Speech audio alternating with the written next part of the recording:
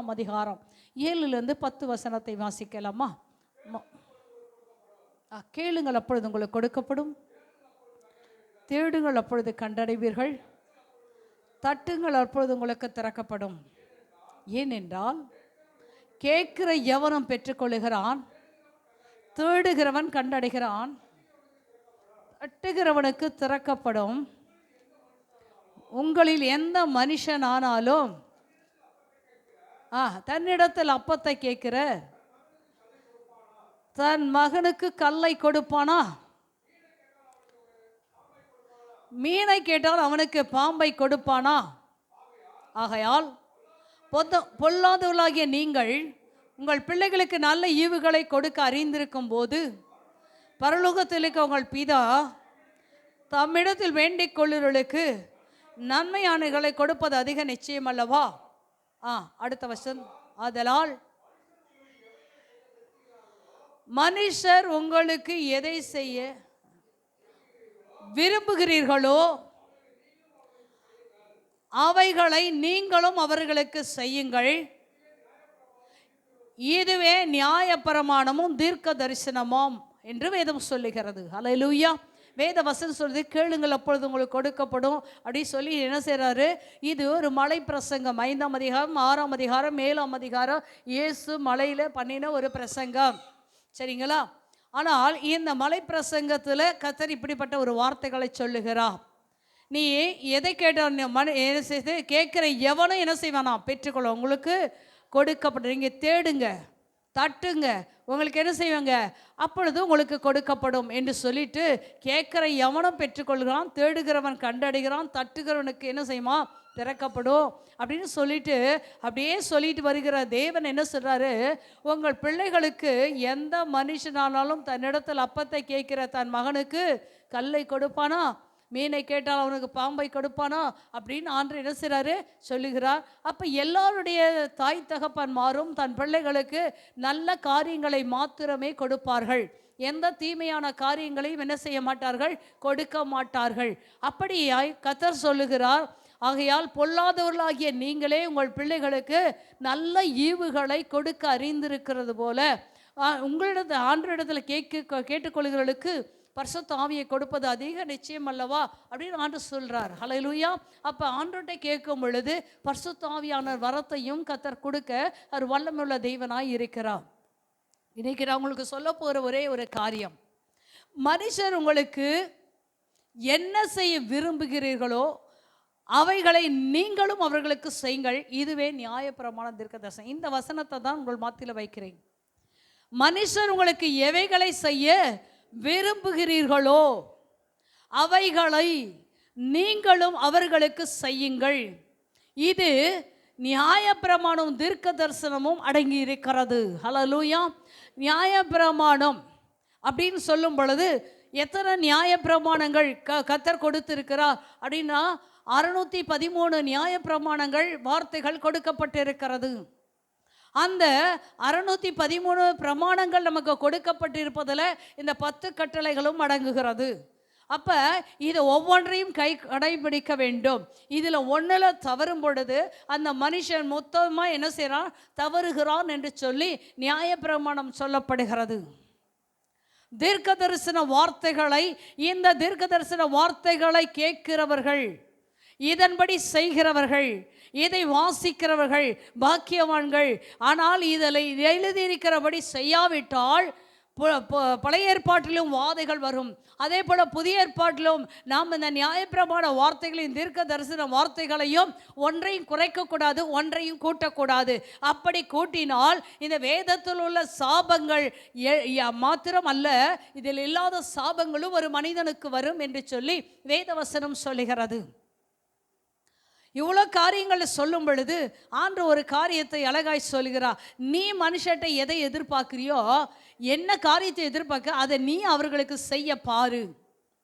ஒவ்வொரு மனிதனுடைய வாழ்க்கையிலும் மற்றவர்கள் தனக்கு செய்ய வேண்டும் என்பதை நினைக்கிறாங்க. நான் பெற்றுக்கொள்வேன், எனக்கு செய்ய வேண்டும், என்ன நேசிக்க வேண்டும், எனக்கு அன்பு செலுத்த வேண்டும், எனக்கு உதவி செய்ய வேண்டும், அல்லது என்னை விசாரிக்க வேண்டும், என்ற கஷ்டத்தில் அவங்க உதவ வேண்டும். என்னை என்ன செய்ய வேண்டும், என்ன செய்ய, அவங்க கஷ்டத்தில் உதவி எல்லா காரியத்தையும் செய்யணும் நீங்கள் விரும்புறது போல நீங்கள் எத்தனை பேருக்கு நீங்கள் செய்திருக்கிறீர்கள்? ஒரு கேள்விக்குரிய இந்த இடத்துல கேட்டு பாருங்கள். ஹல்லேலூயா. அல்லது நான் சொல்லுகிற ஒரு காரியம், நான் எதை செய்ய விரும்புகிறேன், என்னை சந்தோஷப்படுத்தும் காரியம் என்ன அப்படின்னு ஒரு கேள்விக்குறி போடுங்க. நான் எதை செய்ய விரும்புகிறேன், என்னை சந்தோஷிப்பிக்கும் காரியங்கள் என்ன என்று சொல்லி ஒரு கேள்விக்குறி. ரெண்டாவது ஒரு காரியம், நான் விரும்பாத காரியம் என்ன, நான் விரும்பாத காரியம் என்ன.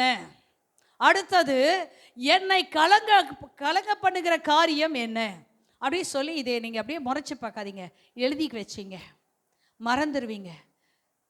ஹல்லேலூயா. எழுதி வச்சிட்டீங்கன்னா, ஒன்று, நான் எதை செய்ய விரும்புகிறேன், என்னை சந்தோஷிப்பிக்கும் காரியம் என்ன ஒன்று. ரெண்டாவது, நான் விரும்பாத காரியம் என்ன, என்னை கலங்க பண்ணுகிற காரியம் என்ன. இந்த ரெண்டு காரியத்தையும் நீங்கள் எழுதி வைத்து கொள்ளுங்கள்.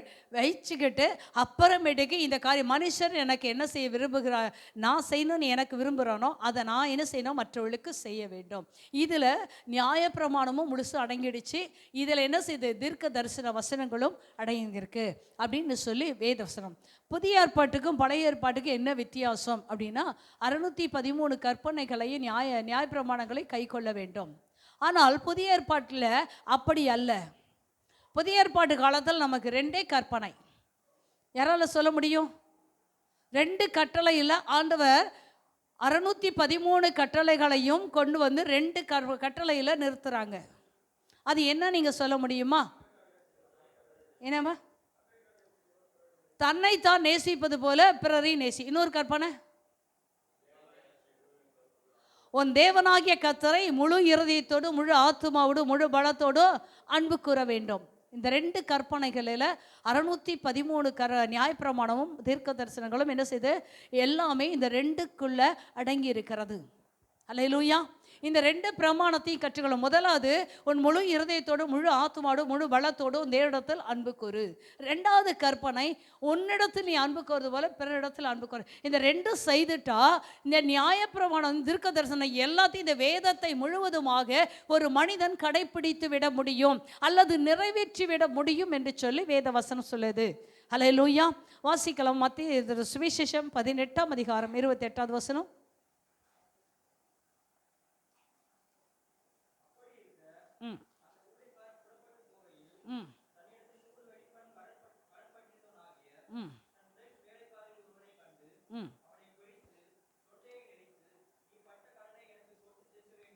நீ பட்ட கடனை எனக்கு கொடுத்து தீர்க்க வேண்டும் என்றான். அப்பொழுது அவனுடைய உடன் வேலைக்காரன் அவன் காலிலே விழுந்து, என்னிடத்தில் பொறுமையாயிரும், எல்லாவற்றையும் உமக்கு கொடுத்து தீர்க்கிறேன் என்று அவனை வேண்டிக் கொண்டான். அவனோ சம்மதியாமல் போய் பட்ட கடனை கொடுத்து தீர்க்கும் அளவும் அவனை காவலில் போடுவித்தான். நடந்ததை அவனுடன் வேலைக்காரன் கண்டு மிகவும் துக்கப்பட்டு ஆண்டவனிடத்தில் வந்து நடந்ததை எல்லாம் அறிவித்தார்கள்.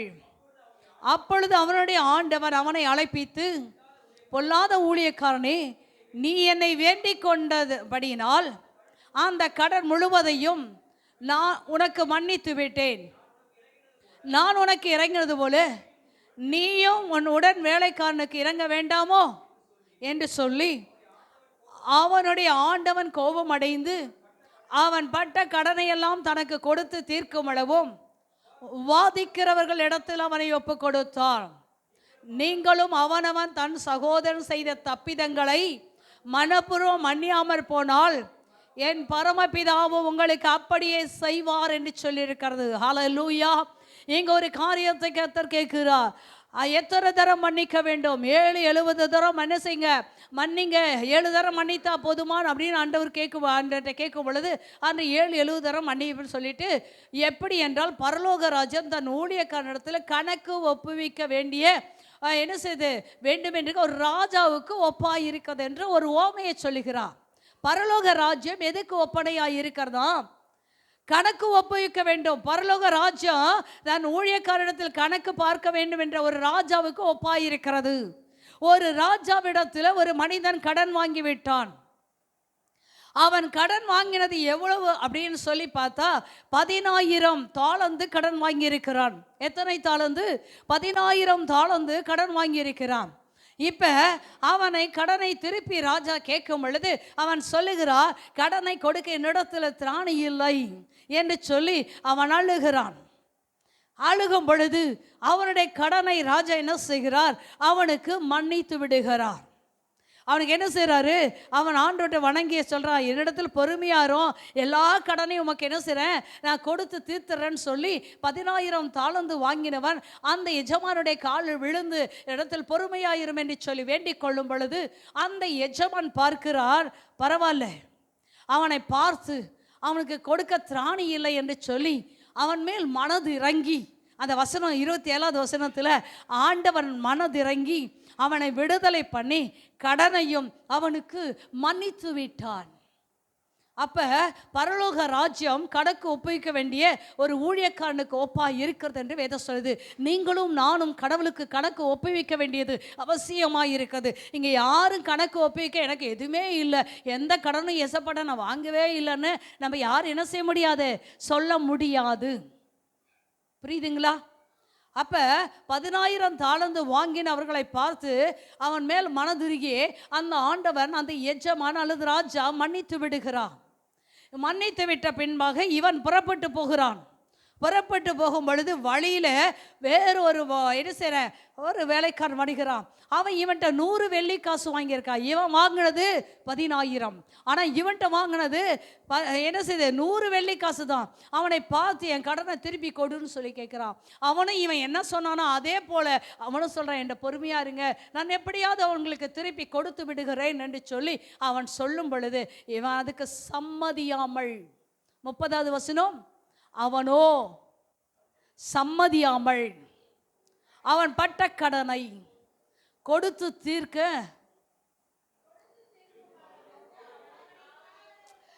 இந்த எஜமான் 27வது வசனத்தை சொல்றான், அவன் மேல மனதிறங்கி அவன் கடனை மன்னித்துட்டான். ஆனா 100 வெள்ளி காசு வாங்கினவனை மன்னிக்க அவனுக்கு மனதில்லாதபடி அவனை என்ன செய்கிறா, அவனுக்கு சம்மதியாமல் அவனை காவலில போடுவிக்கிறான். இதை என்ன செய்றாங்க, ராஜாவுடைய வேலைக்காரர்கள் இதை கவனிக்கிறாங்க, இதை கேட்கிறார்கள். கேட்ட உடனே அவங்க ஓடி போய் ராஜாவிடத்தில் சொல்லுகிறார்கள், ராஜாவே, நீ 10,000 தாளந்து மன்னித்த அவனிடத்தில் 100 வெள்ளி காசு வாங்கினவனை மன்னிக்க அவன் மனதில்லாதபடி சம்மதிக்காதபடி அவனை காவலில் போட்டு வைத்திருக்கிறான் அப்படின்னு சொல்லும் பொழுது அவன் சொல்றான், அவன் போய் அவன் மேல் அவன் கோபம் அடைந்த ராஜா என்ன செய்றான், நான் உனக்கு மன்னிச்சல, நீ என்ன செய்ய வேண்டாம், அவனுக்கு நீ மன்னித்து இருக்கலாமே அப்படின்னு சொல்லி அவனை என்ன செய்கிறார், மறுபடி என் கடனையெல்லாம் நீ கொடுத்து தீர்க்க மழுவோம் உபாதிக்கிறவர்கள் கையில் என்ன செய்றா, கர்த்தர் ஒப்பு கொடுப்பார். இது பரலோக ராஜ்யத்தில் சம்பவிக்க வேண்டியது. இது எல்லாரும் மனுஷரும் கணக்கு ஒப்பிக்க வேண்டியது அவசியமாக இருக்கிறது. அல்லேலூயா. நீ என்ன விரும்புகிற,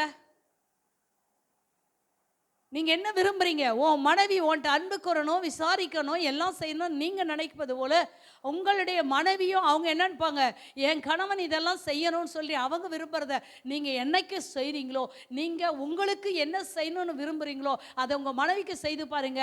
அதுக்கு நிச்சயமா அதுக்கு பிரதிபலன் அவங்களும் உங்களுக்கு நன்மை செய்வாங்க. பிள்ளைகள் தாய் தகவனிடத்தில் நீங்க எதிர்பார்க்கிற காரியம் என்ன? நீங்க எதிர்பார்க்கிற காரியம் என்ன?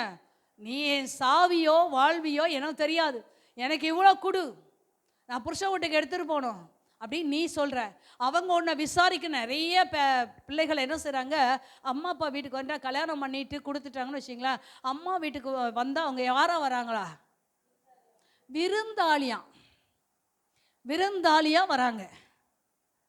ஹல்லேலூயா. நீ வந்து உக்காந்து நல்லா தின்னணும், நல்லா தூங்கணும், ரெஸ்ட் எடுக்கணும்னு நினைக்கிறியே, நான் வந்துட்டேன், எங்கள் அம்மா நீங்கள் என்ன செய்யுங்க, எவ்வளோ கஷ்டப்பட்டீங்க, நீங்கள் ரெஸ்ட் எடுங்க, நான் உங்களுக்கு செய்கிறேன்னு சொல்கிறேன். எந்த பிள்ளையாவது ஒரு கையை விட்டு சொல்லுங்க பார்க்கலாம், கை தூக்கிப்பா சொல்லுங்க பார்க்கலாம். நீ எதை செய்கிறியோ அதுதாங்க உனக்கு செய்யப்படும். நீ விரும்புகிற மாதிரி நீ மற்றவங்களுக்கு செய்கிறியா? நீ பண்ணுற தப்பெல்லாம் மன்னிச்சணும், நீ பண்ணுறது எல்லாத்தையும் மன்னிக்கணும், உன்னை ஏற்றுக்கொள்ளணும், உன்னை நேசிக்கணும், உனக்கு அன்பு செலுத்தணும். நீ நினைக்கிறியே, உன்னால மன்னிக்க முடியுதா? மற்றவர்கள் செய்கிற ஒரு சின்ன சின்ன காரியத்தை கூட மன்னிக்க முடியலையே. ஒரு நாள் பரலோக ராஜ்யம் இந்த ஓமைக்கு ஒப்பா இருக்கிறது. நாம் எல்லாரும் கணக்கு ஒப்பிக்க வேண்டியது அவசியமாக இருக்கிறது. அப்படி நாம் செய்யவில்லை என்று சொன்னால் ஆண்டவர் நம்மை என்ன செய்வார்? அழுகையும் பற்கடிப்பும் உள்ள இடத்துல நம்மை கொண்டு போய் போட்டு விடுவார். இதுவும் லாக்கி இல்லை. 100 வெள்ளிக்காசை மன்னிச்சிருந்தா இவனுக்கு இவ்வளோ பெரிய பிரச்சனையே வந்திருக்காதே. இன்னைக்கு எத்தனை பேர் நம்ம செய்து கொண்டு இருக்கிறோம்? ஹல்லேலூயா. இது 3வது வாரங்க. பொங்கல் லீவுக்கு போயிட்டு இன்னும் வரல. இவங்களெல்லாம் எங்கே போடலான்னு நினைக்கிறீங்க? பொங்கல் லீவு போயிட்டு ஆலயத்துக்கு வர முடியல. சில ஜென்மங்கள் வீட்டில் இருந்துகிட்டே வர முடியல. சில ஜென்மங்கள் வீட்டில் இருந்துக்கிட்டே ஆலயத்தை நேசிக்க முடியல. இதெல்லாம் எங்கே போடுவாங்கன்னு நினச்சிங்க? வருஷம் துவங்குறோம், வருஷத்தை முடிக்கிறோம். அந்த மாதத்தை தொடங்கினா கடகடன்னு 3வது வாரத்தில் வந்துட்டு இன்னும் 1 வாரம் தான். அது எவ்வளோ சீக்கிரம் போதோ தெரியாது. இந்த வருஷத்தில் நீங்கள் என்ன செய்ய போகிறீங்க? ஈரான் தேசத்தில் எத்தனையோ ஆயிரக்கணக்கான ஜனங்கள் செத்து மடிந்து கொண்டிருக்காங்க. இதுவரைக்கும் நான் 2 நாளைக்கு முன்னாடி பார்த்தேன், 20,000 பேர் ஜனங்கள் மடிந்து கொண்டிருக்காங்க. ஏராளமான ஜனங்களை கைதியாக வைத்து கொண்டிருக்காங்க. தேச துரோகி என்று சொல்லி அவங்களை தூக்கில் போட போகிறாங்க. இன்றைக்கி அமெரிக்க அதிபர் தலையிட்டதுனால அந்த தூக்கு தண்டனை நிப்பாட்டப்பட்டு இருக்கிறது. இதன் மத்தியில் எத்தனையோ கிறிஸ்தவர்கள் தேவ பிள்ளைகள் அந்த ஈரான் தேசத்தில் அடிப்பட்டவர்களும் கஷ்டப்படுகிறவர்களுக்கு உதவி செய்து கொண்டிருக்காங்க. அங்கே சுவிசேஷம் சொல்ல முடியாது, ஆனால் அந்த இடத்துல அநேக பிள்ளைகள் ஆண்டவர் தரிசனமாகி அவர்களோடு பேசி அநேக மக்களை கர்த்தர் ரட்சித்து கொண்டு இருக்கிறார். அவருடைய வேலையை அவர் செய்து கொண்டு இருக்கிறான். இன்னைக்கு நம்ம இங்கே இருந்துக்கிட்டு அவங்களுக்கு உதவி செய்தாலே அடுத்து யாரு தான்? தூக்கு தண்டனை தான். யாரு? கிறிஸ்தவர்களுக்கு. அந்த தூக்கு தண்டனை வந்தாலும் பரவாயில்லைன்னு சொல்லி மற்றவர்களுக்கு உதவி செய்கிறவங்க ஈரான் தேசத்தில் உயிரை கையில் பிடிச்சிட்டு இருக்காங்க. நீங்கள் ஒரு மற்றவர்களுக்கு உதவி செய்யவோ அல்லது மற்றவர்களுக்கு சுவிசேஷம் சொல்லவோ மற்ற இடத்துல அன்பு கூறவோ முடியாதபடி நீ உட்கார்ந்து கொண்டு இருக்கிற நம்மை பார்த்து கர்த்தர் என்ன சொல்லுவார் என்று யோசித்து பாருங்கள். ஹல்லேலூயா. நீ விரும்புகிற, ஆனால் நீ செய்யணும்னு மாட்டேறியே. நீ எதை விரும்புறியோ அதை மற்றவங்களை செய். அப்போதான் நியாயப்பிரமாணத்தையும் தீர்க்க தரிசனங்களை நிறைவேற்றுவர்களாய் நீங்கள் மாறுவீர்கள். எபேசியர் 5ஆம் அதிகாரம் 1-2 வசனத்தை வாசிப்போம். ஆதலால் நீங்கள் பிரியமான பிள்ளைகளைப் போல தேவனை பின்பற்றுவர்களாகி சுகந்த வாசனையான பலியாக ஒப்பு கொடுத்து நம்மில் அன்பு கூர்ந்தது போல நீங்களும் அன்பிலே நடந்து கொள்ளுங்கள். கிறிஸ்து நமக்காக தேவனுக்கு என்ன செய்த? சுகந்த வாசனையான காணிக்கையான பலியாக தன்னை ஒப்பு கொடுத்தார். ஆண்டவர் நம்மேல் அன்பு வைத்தபடியினாலே பிதாவின் சித்தத்தை நிறைவேற்றும்படியாக தன்னையே சுகந்த வாசனையான பலியாய் ஒப்பு கொடுத்து அவருடைய அன்பை நமக்கு என்ன சேர்க்காரா? நம்மில் அன்பு கூர்ந்து நீங்களும் அன்பிலே நடந்து கொள்ள வேண்டும் என்பதை அன்பை நமக்கு வெளிப்படுத்தி இருக்கிறார். அடுத்த வசனம்.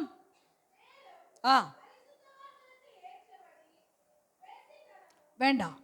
அப்ப நாம கர்த்தர் நமக்கு என்ன செய்றாரு? தம்மை ஒப்பு கொடுத்து, நான் எப்படி உங்கள் மேல அன்பு கூர்ந்து என்னை ஒப்பு கொடுத்தேனோ அதே போல நீங்களும் என்ன செய்ய வேண்டும்? அன்பில் நடந்து கொள்ளுங்கள் என்று கர்த்தர் சொல்லுகிறார். இன்னைக்கு நாம் அன்பிலே நடந்து கொள்ளுகிறோமா? எங்க பார்த்தாலும் வம்புதாங்க, எதை பார்த்தாலும் வம்புதாங்க. ஹல்லேலூயா. எதை பார்த்தாலும் வம்புதான்.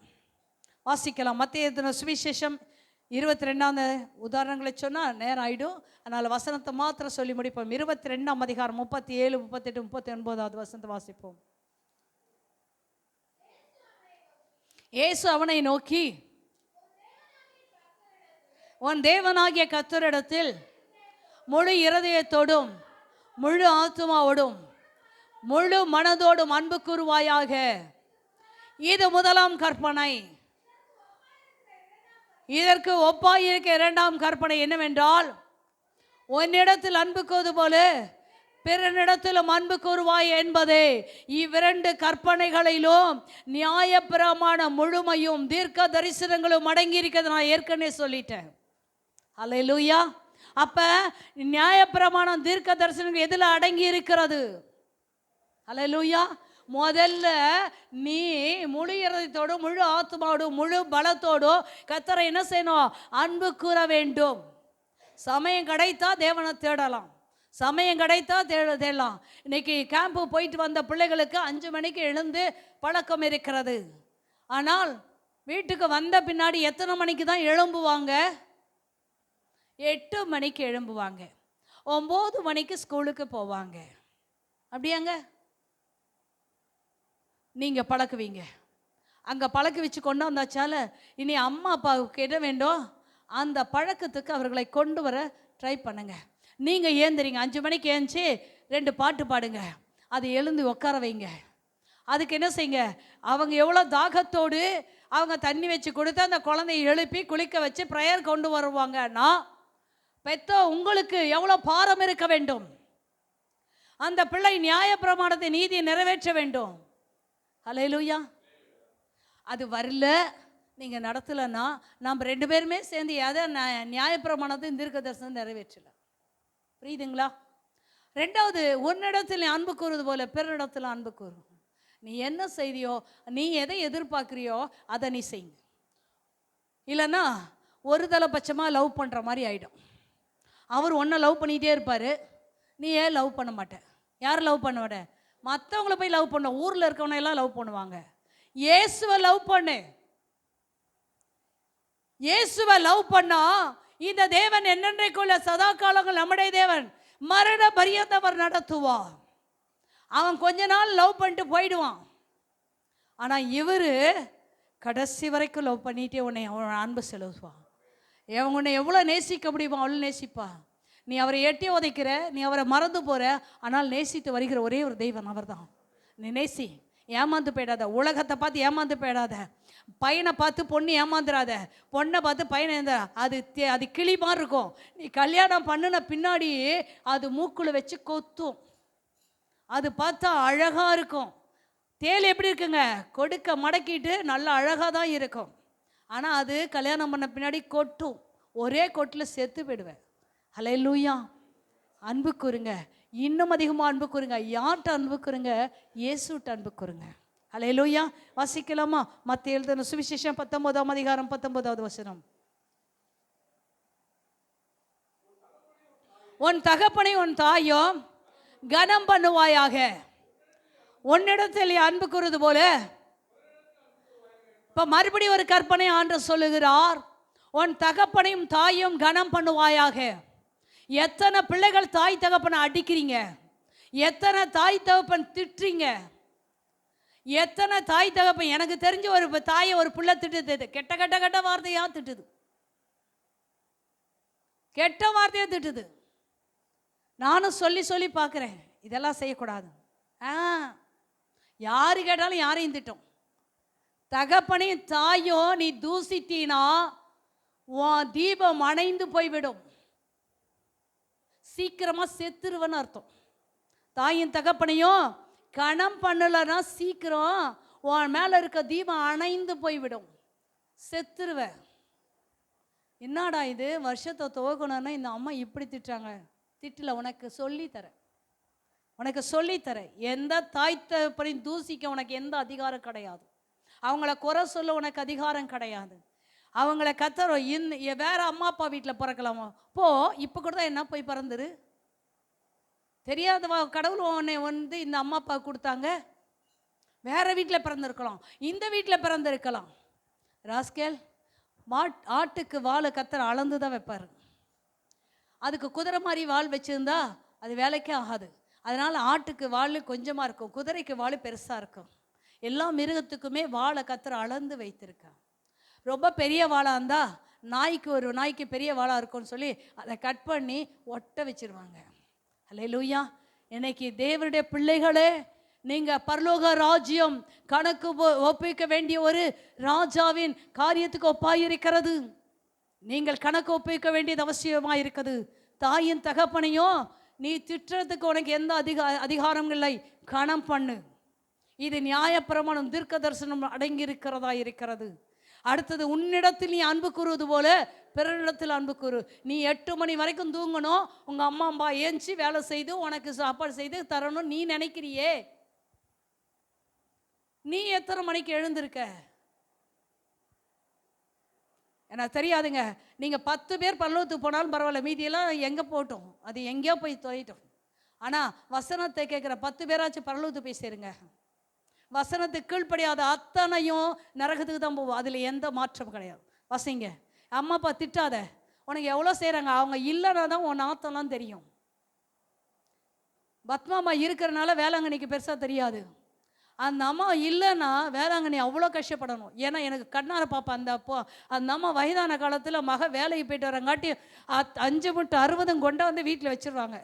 மக சமைக்கணும், கொடுத்துட்டு போகிறதா மகளுக்கு வேலை.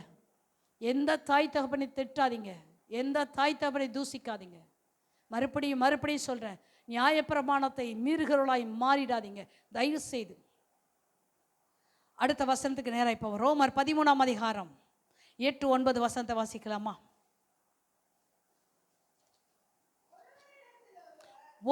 ஒருவரிடத்தில் ஒருவர் அன்பு கூறுகிற கடனே அல்லாமல் மற்ற ஒன்றிலும் ஒருவனுக்கும் கடன்படாதிருங்கள். பிறனிடத்தில் அன்பு கூறுகிறவன் நியாயப்பிரமாணம். இங்க மறுபடியும் ஒரு காரியத்தை சொல்லுகிறார். ஒருவரிடத்தில் ஒருவர் அன்பு கூறுகிற கடனே. முதல்ல சொன்னது உன்னிடத்தில் அன்பு போல பிறனிடத்தில் அன்பு கூறு. ரெண்டாவது உன் தாயும் தகப்பனையும் என்ன செய்ய கனம் பண்ணு. அதுக்கு பின்னாடி ஒருவரில் அன்பு கூறுங்க. இங்க மறுபடியும் சொல்ல ஒருவரில் அன்பு கூறுகிற கடனை அல்லாமல் மற்ற ஒன்றிலும் ஒருவனுக்கு கடன்படாதீர்கள்.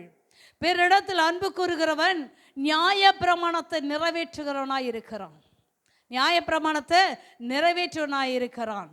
எப்படி எனில் விபச்சாரம் செய்யாதிருப்பாயாக, கொலை செய்யாதிருப்பாயாக, களவு செய்யாதிருப்பாயாக, பொய் சாட்சி சொல்லாதிருப்பாயாக, இச்சியாதிருப்பாய் என்ற இந்த கற்பனைகளும் வேற எந்த கற்பனையும் உன்னிடத்தில் அன்பு கூறுவது போல பிறரிடத்தில் அன்பு கூறுவாயாக என்ற ஒரே வார்த்தையில் தொகையாய் அடங்கி இருக்கிறது. அல்லேலூயா. இந்த 10 கட்டளைகளை கர்த்தர் கொடுத்திருக்கா.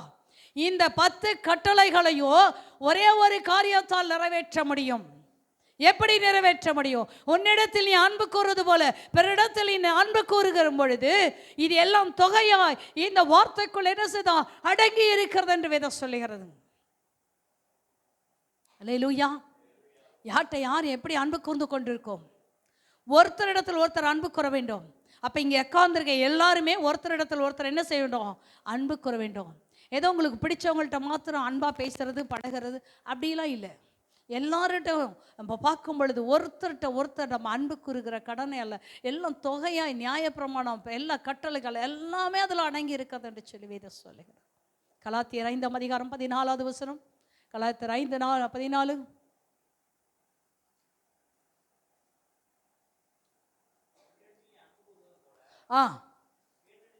திரும்ப திரும்ப திரும்ப உங்களுக்கு சொல்லுகிறேன், என்ன செய்து உன்னிடத்தில் நீ அன்பு கூறுவது போல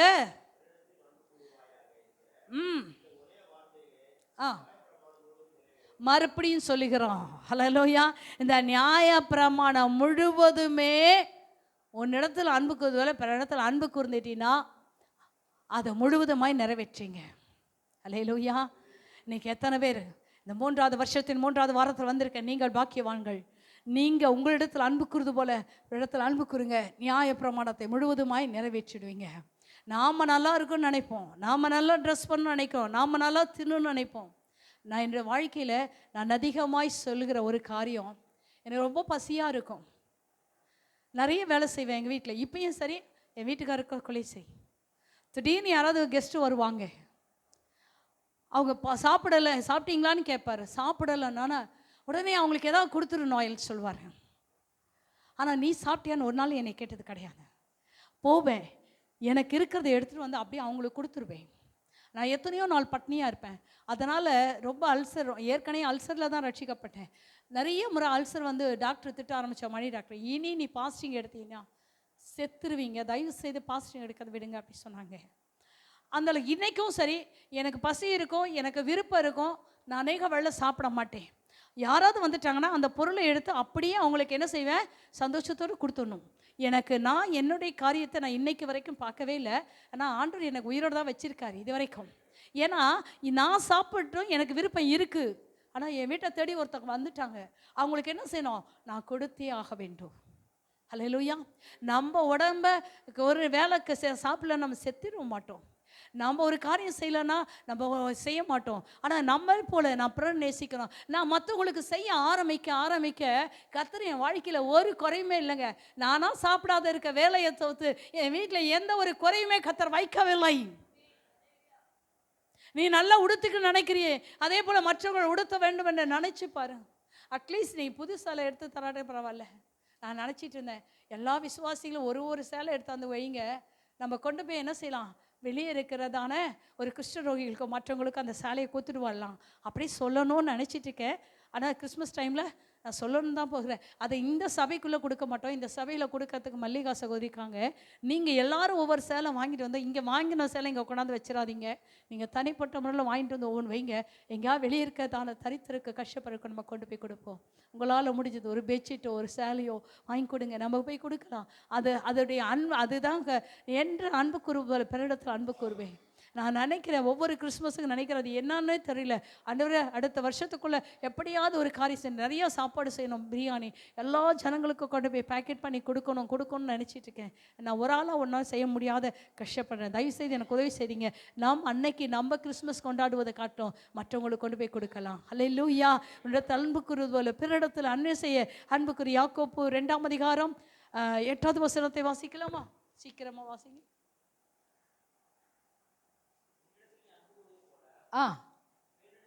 என்னப்பா நான் சொல்கிற வசனம்லாம் இதே தான் திருப்பி படிக்கிறீங்க, அதான் இருக்கா? வாசிங்க. என்று வேத வாக்கியம் சொல்லுகிற ராஜரீக பிரமாணத்தை நிறைவேற்றினால் நீங்கள் நன்மை செய்வீர்கள். அடுத்த வசனம், பட்சபாதம் உள்ளவர்களாய் இருப்பீர்களானால் பாவ செய்தி மீறினீர்கள் என்று நியாய பிரமாணத்தினால் தீர்க்கப்படுவீர்கள். அல்லேலூயா. எப்படி எனில் ஒருவன் நியாய பிரமாணம் முழுவதையும் கை கொண்டிருந்தோ ஒன்றிலே தவறினால் எல்லாவற்றிலும் குற்றவாளியாயிருப்பான். அல்லேலூயா. அப்ப இந்த ராஜரீக பிரமாணத்தை நிறைவேற்றினால் போதுங்க. நீங்க என்ன செய்றீங்க? எல்லா நியாய பிரமாணத்தையும் நிறைவேற்றுங்க. 613 நியாய பிரமாணத்தை நீங்க ஒன்று நிறைவேற்றினா எல்லாத்துலேயும் தவறினவர்களாகிறீர்கள். ஆனால் இன்னைக்கு கர்த்தர் சொல்லி 2 பிரமாணத்தில் கர்த்தர் புதிய ஏற்பாட்டு காலத்தில் கொண்டு வந்து நிறைத்திருக்கிறார். உன்னிடத்தில் அன்பு கூறுவது போல பிறரிடத்தில் அன்பு கூறுவாயாக என்று வேத வாக்கியம் சொல்லுகிற என்ன பிரமாணங்க? ராஜரீக பிரமாணம். இதை நிறைவேற்றினால் நன்மை செய்வீர்கள். அல்லேலூயா. இதை நிறைவேற்றிட்டா போதும், நீங்க என்ன செய்வீங்க? நன்மை செய்வீர்கள். ஆனா பட்சபாதம் உள்ளவர்களாய் இருப்பீர்களானால், அல்லேலூயா, அவர்கள் ஒரு தலையா எனக்கு அன்பு கூறணும், நான் எதுவும் அன்பு கூற மாட்டேன்னு சொல்லி நீ செய்வாயானால், பட்சபாதம் உள்ளவர்களாய் இருப்பீர்களானால் நீங்க என்ன செய்வீர்களா? பாவம் செய்து நியாயப்பிரமாணத்தை தீர்க்கதரிசனை மீறினவர்கள் என்று நியாயப்பிரமாணத்தினாலே தீர்க்கப்படுவீர்கள். புரியுங்களா? நீங்க குற்றவாளியா தீர்க்கப்படணுமா அல்லது நீங்க நியாயப்பிரமாணத்தை நிறைவேற்றுவதாய் காணப்பட வேண்டுமா? கொஞ்சம் யோசித்து பார்க்க வேண்டியது அவசியமாக இருக்குது. அல்லேலூயா. இன்னொரு காரியத்தை வாசிக்கலாமா? லேவியராகமம் 19ஆம் அதிகாரம் 18வது வசனம்.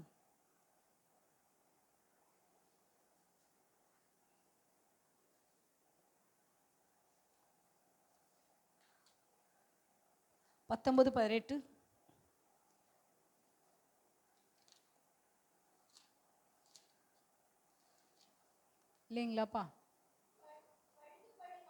பழிக்கு பழி வாங்காமலும் உன் ஜனபுத்திரர் மேல் பொறாமை கொள்ளாமலும் உன்னிடத்தில் அன்பு கூறுவது போல பிறனிடத்திலும் அன்பு கூறுவாயாக, நான் கர்த்தர்.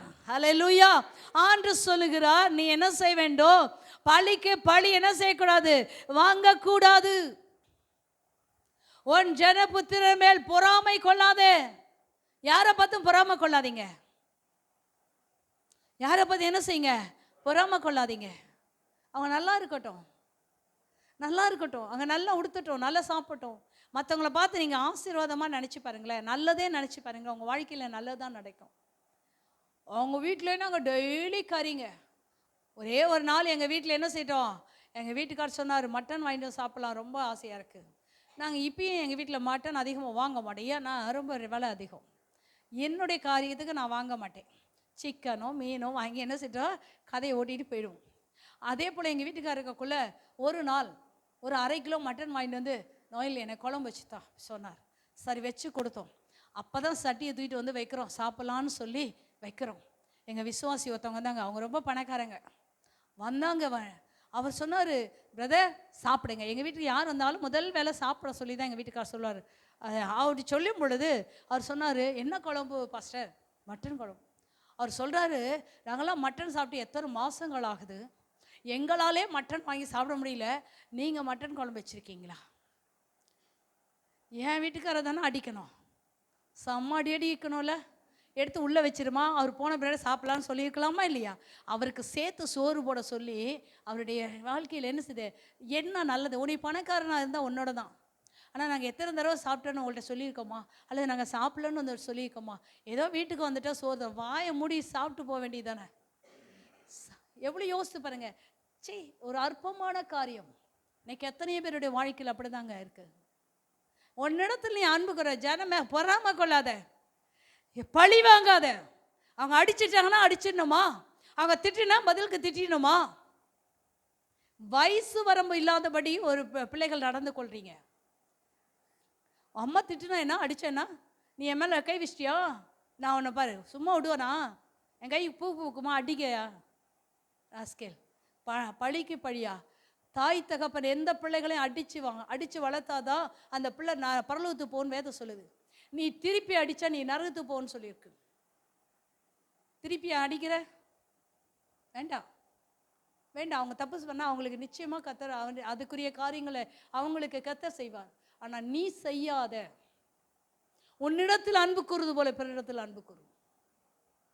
அப்பா அம்மாக்கெல்லாம் வச்சிருக்கேன், அது தனியாக எடுக்கிறேன். நீங்கள் எல்லாம் யோக்கியமானு சொல்லி பிள்ளைகள் கேட்டுறாதீங்க. நாங்கள் யோக்கியமா இல்லையா, அல்லது எப்படி நாங்கள் தாய் தகப்பன் இருக்கணுன்றதையும் நான் உங்களுக்கு சொல்லித்தரேன். அடுத்த ஒரு காரியத்தை வைங்க. யாத்திராகமம் 23ஆம் அதிகாரம் 4வது வசனம். உன் சத்துருவின் மாடாவது அவனுடைய கழுதையாவது தப்பி போக கண்டாள், அதை திரும்ப என்ன செய்யணும், கொண்டு போய் அவனை விடுவாயாக.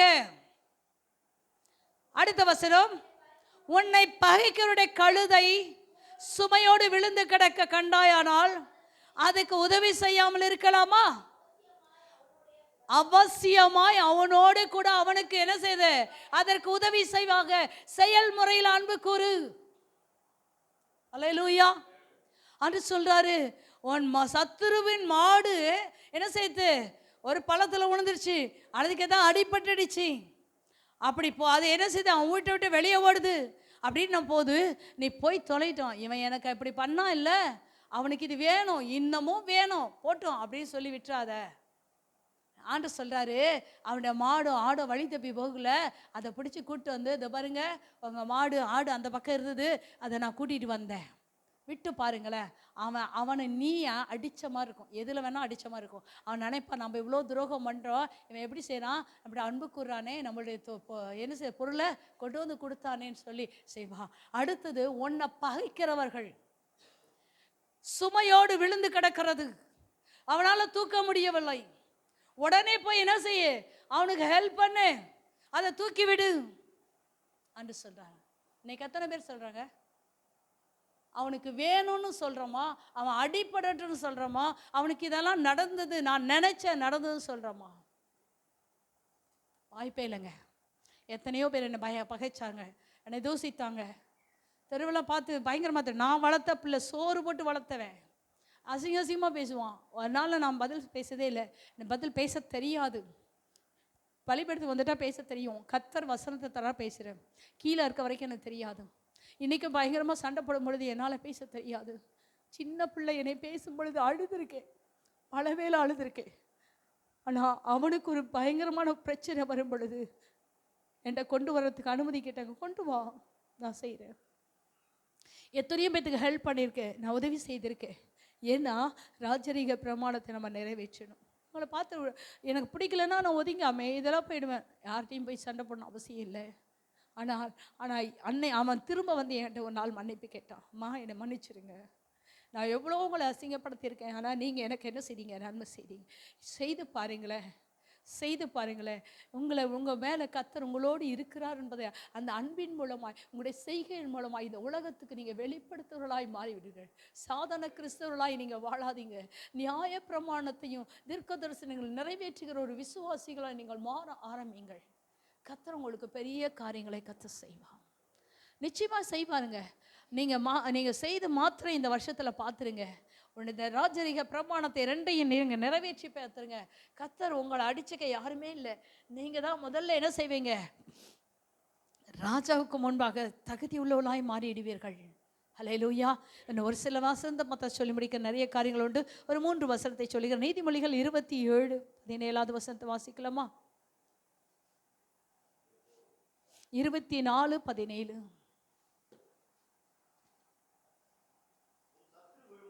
உன் சத்துரு விழும்போது சந்தோஷப்படாதே.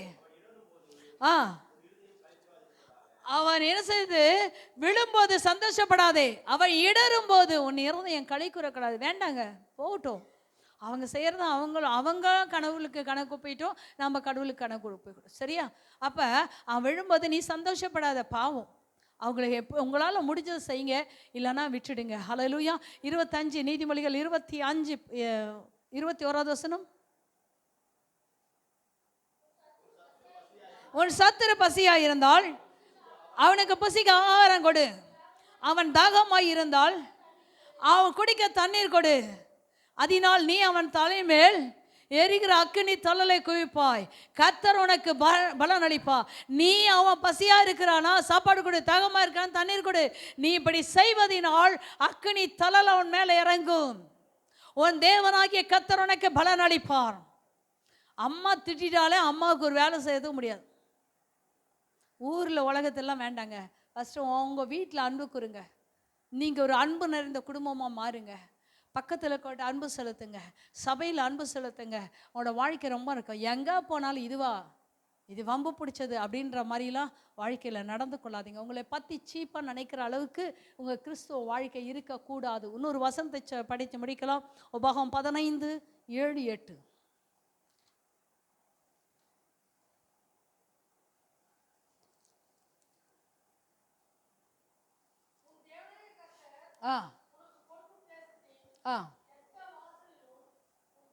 சகோதரன் எளியவனான ஒருவன் இருந்தால், எளியவனாகிய உன் சகோதரனுக்கு உன் இருதயத்தை கடினமாக்காமலும் கையை மூடாமலும் அவனுக்கு உன் கையை தாராளமாய் திறந்து அவசரத்து நிமித்தம் அவனுக்கு தேவையானதை கடன் கொடுப்பாயாக.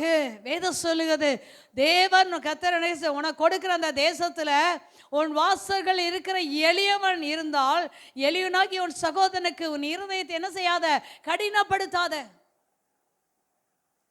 உனக்கு செய்ய நினைக்கிறீல்ல, உனக்கு ஒரு அர்ஜென்ட்டுக்கு உதவி நினைக்கிறீல்ல, உன் பக்கத்தில் இருக்க ஒரு எளியவன் கஷ்டப்படுறான், அவனுக்கு உதவி செய்யாத இருக்காத. அவனுக்கு கையை நீட்ட உன் இருதயத்தை கடினப்படுத்தாத.